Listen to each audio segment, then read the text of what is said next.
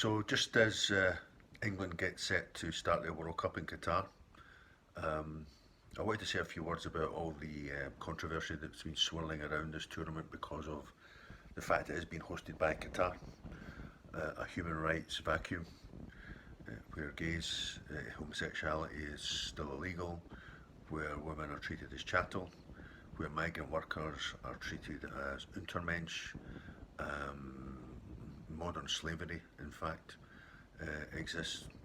Uh, Dozens of migrant workers died building the stadia for this tournament. The decision to give Qatar the 2022 World Cup was made in 2010, so it's interesting that all the criticisms happening now, and it never happened before, but there's been so much fucking hypocrisy. So much hypocrisy.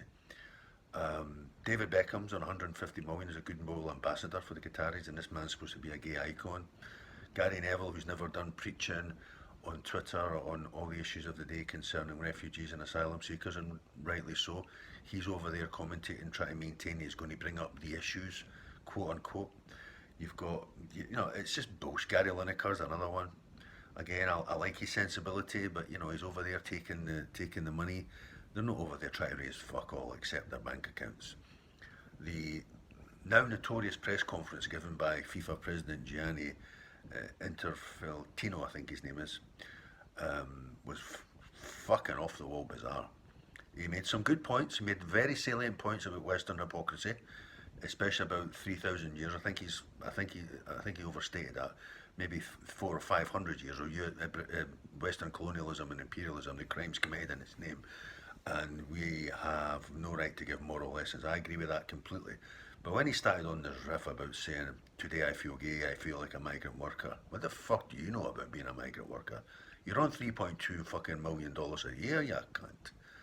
This is just nonsense. And this stuff about, it's about engagement to try and push forward on these issues. It's fuck all to do with engagement. Everything to do with greed.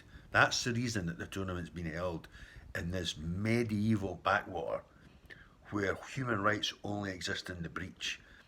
And this has nothing to do with Islam. This is to do with the literal interpretation and application of Islam. Any religion in which literalism is allowed to gain hegemony and underpin an entire state's social and judicial system is an oppressive state. It's an oppressive state.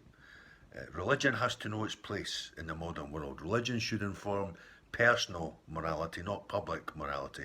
And in this vein, full solidarity with the women of Iran, full solidarity with the suffering masses of Saudi Arabia, and solidarity with those oppressed in Qatar, the little brother of Saudi Arabia when it comes to Wahhabism. This is interesting to see the culture clash.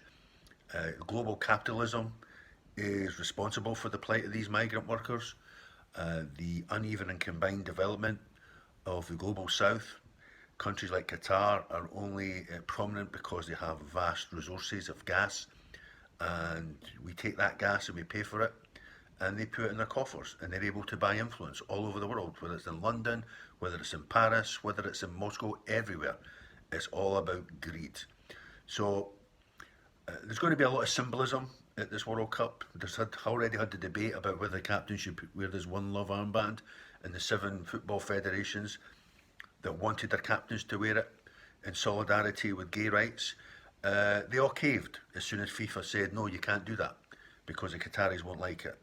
So this is the problem we have. We have Western values coming up against these Islamic values that underpin the states I mentioned, Iran, Saudi Arabia and Qatar. And there is a culture clash. But you have to respect the fact that FIFA is a world organisation.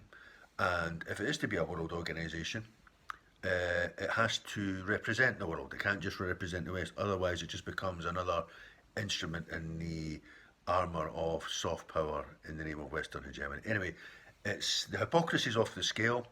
The double standards are off the scale. The lack of ethics are off the scale.